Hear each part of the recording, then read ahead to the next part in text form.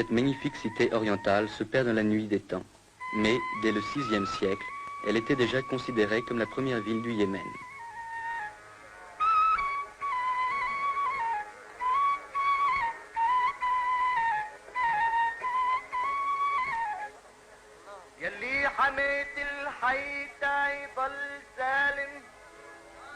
Proclamée le 26 septembre 1962, la République, dont on voit ici le palais présidentiel, la confirme dans son rôle de capitale de l'Arabie heureuse.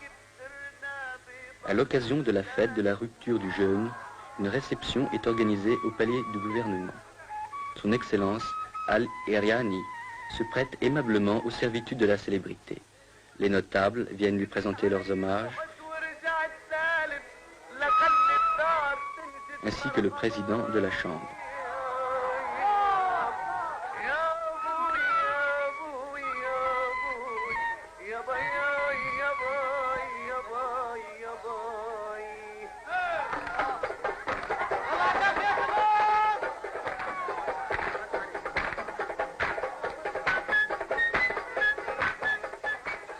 Le matin de cette journée de fête, les fidèles se sont rendus aux différentes mosquées de la ville, particulièrement à Mashhad, lieu de prière en plein air.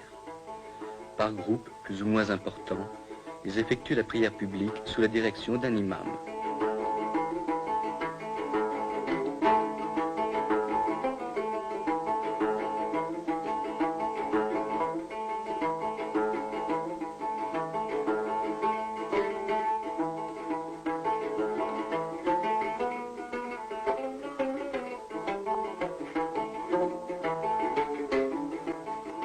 Pour cet ultime voyage, une déambulation dans la partie moderne de la ville est de rigueur.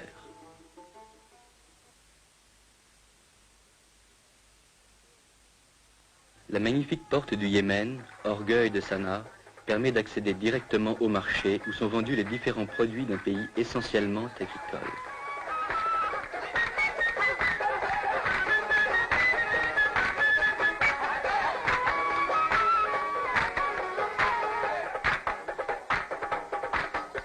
Toujours dissimulée au regard, la femme est parfois drapée de noir. Mais le voile traditionnel aux couleurs vives satisfait davantage la coquetterie féminine.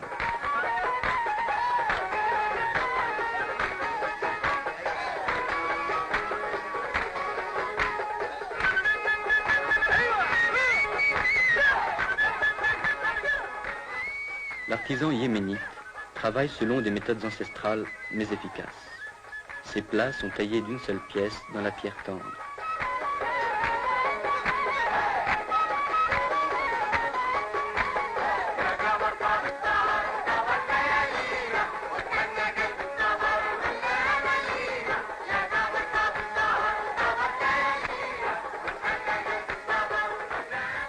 Jadis, les peaux yéménites étaient célèbres dans tout l'Orient. Trempée dans différentes cuves, la peau est lavée, nettoyée, tannée et lustrée. Ces différentes opérations sont effectuées en plein air, tant l'odeur qui se dégage des bains est suffocante.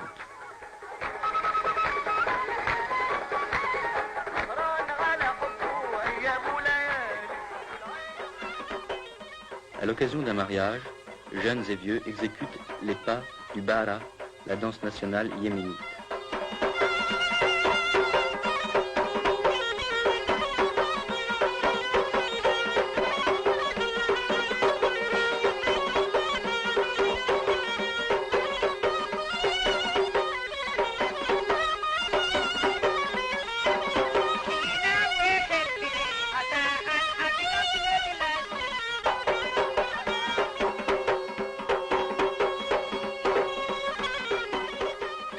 Étrange alliance de l'art et du sacré, les danseurs exécutent leurs pas à l'ombre du tombeau d'un ingénieur chinois décédé au service du Yémen.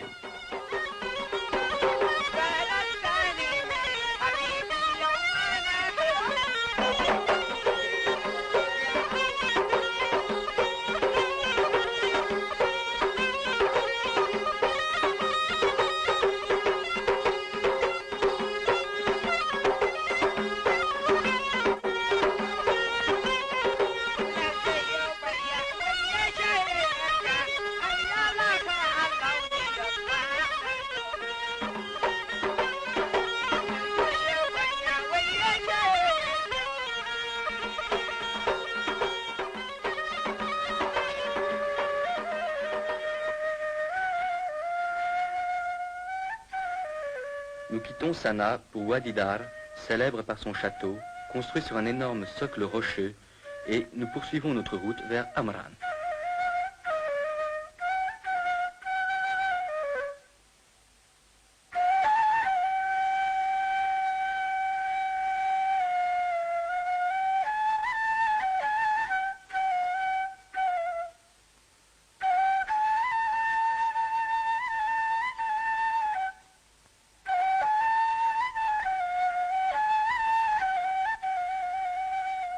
Amran, gros bourg fortifié, garde encore ses anciens remparts en terre séchée.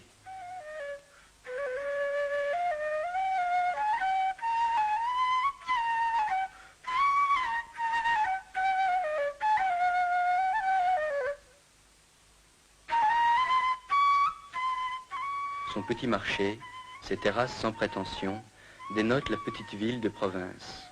Fidèles aux traditions, ses habitants organisent en notre honneur un véritable festival de danse folklorique.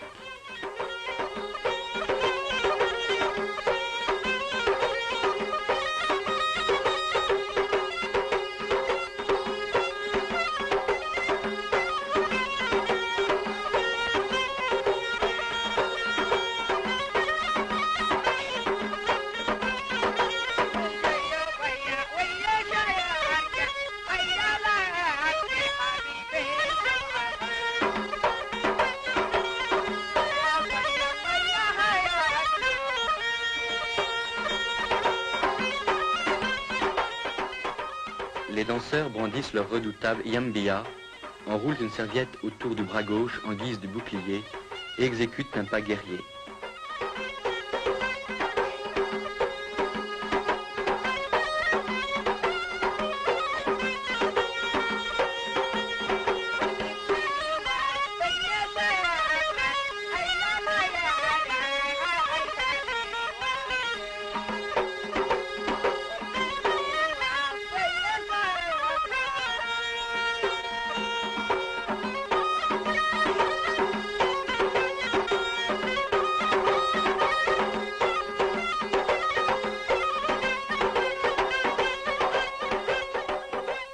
Et voici le moment crucial de la compétition. Il oppose les deux meilleurs danseurs du village.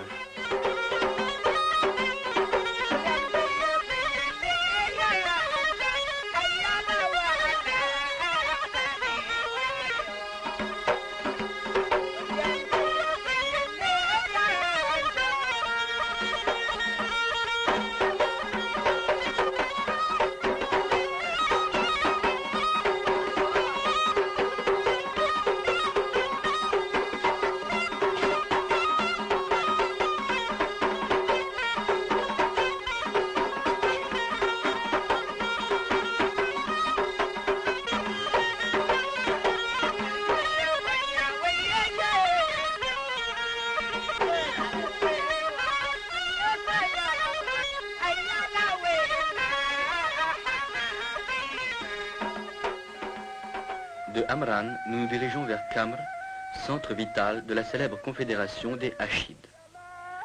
Admirons en passant cet ingénieux système de puisage où l'homme incite la bête au travail par le geste et par le chant.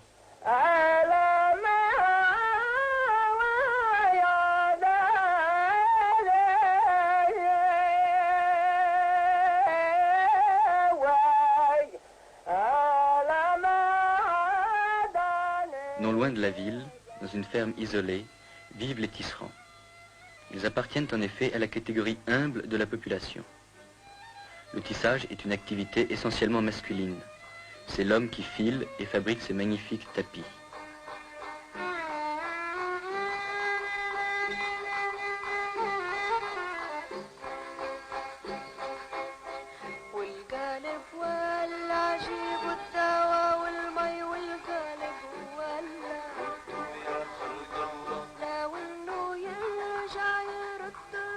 La femme lui prête sporadiquement son concours, car elle est avant tout la gardienne du foyer.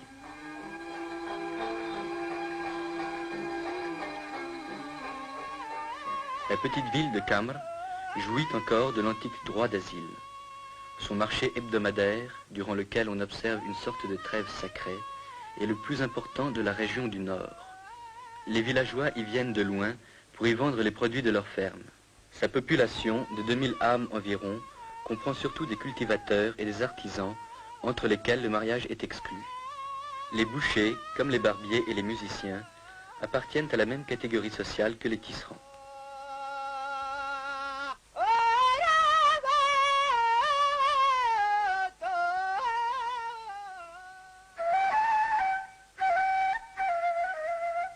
Notre voyage à Zafar n'est pas de tout repos.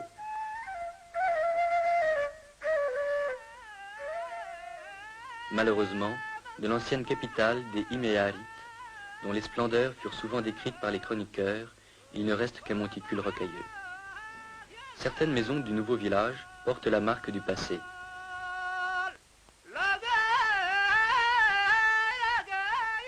Ces citernes, vieilles de 2000 ans, sont toujours en service.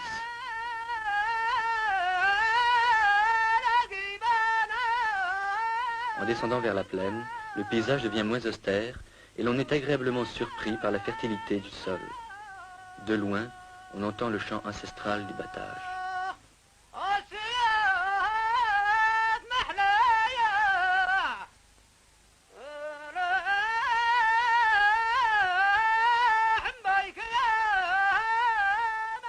Dans cette société paysanne, la femme travaille autant que l'homme, sinon plus que lui.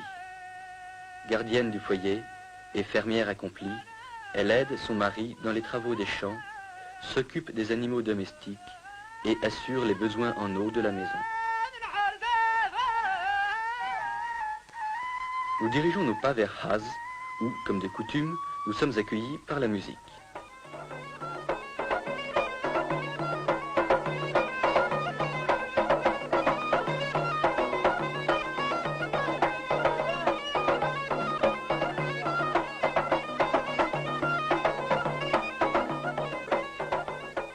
C'est un jour de marché et nous pouvons ainsi admirer le pittoresque des costumes et la variété des produits.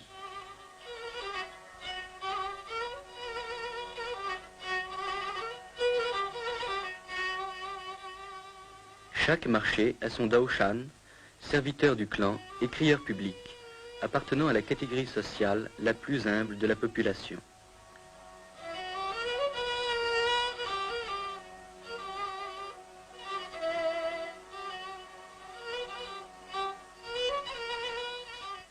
Le marché a aussi son juge, reconnaissable sur ses images à son bâton. Contrairement à la citadine, la paysanne ne se voile pas. Elle se protège seulement du soleil et de la poussière. Le marché terminé, on compte ses gains, on se dit un dernier mot, et l'on prend le chemin du retour vers des villages presque inaccessibles.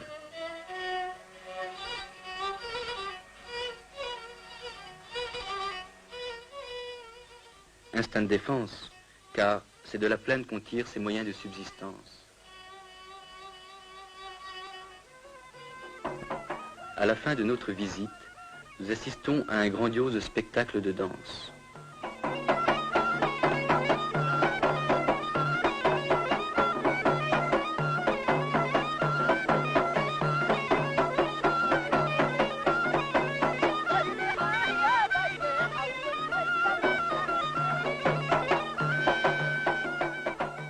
Le Yéménite est passionné de danse qu'il considère comme une manifestation de sa sensibilité artistique. Si le rythme et la cadence accusent une certaine monotonie, la chorégraphie est sujette à variation.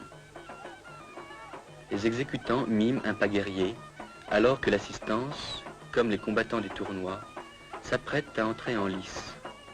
Les danseurs imitent tous les gestes de l'attaque et de la défense. Avancent, reculent, frappent et sautent. Ils miment aussi l'attitude du vaincu qui marche presque sur les genoux pour implorer sa grâce au vainqueur.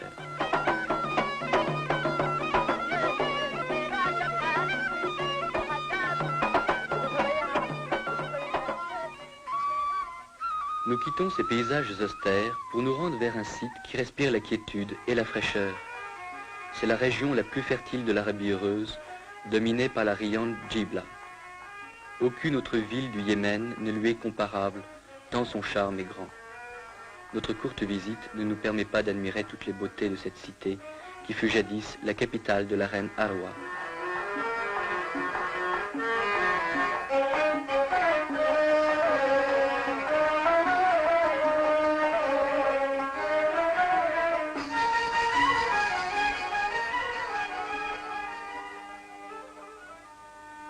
Moins typique que Sanaa, moins fascinante que Djibla, Taïz, la deuxième ville du Yémen, adossée au mont Saber à plus de 1200 mètres d'altitude, l'emporte sur l'une et l'autre par son esprit ouvert au commerce et à l'industrie. Elle est dominée par la mosquée Ashrafiyya, qui semble la tenir sous sa protection. Ancienne résidence de l'imam Ahmad, elle garde son ancien cachet, ses remparts et sa redoutable forteresse.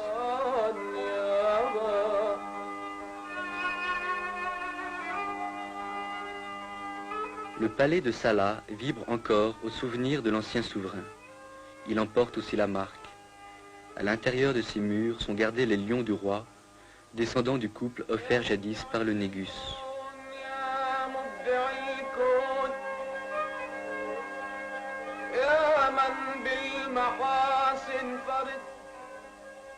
Dès le XIVe siècle, Ibn Battuta parlait de l'influence de l'Inde sur le Yémen.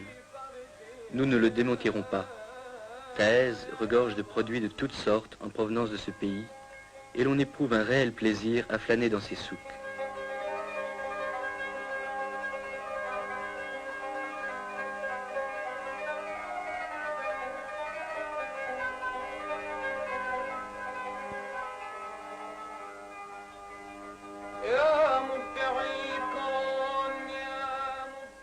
Un dernier coup d'œil et un regard nostalgique vers ces horizons lointains du pays de la reine de Saba.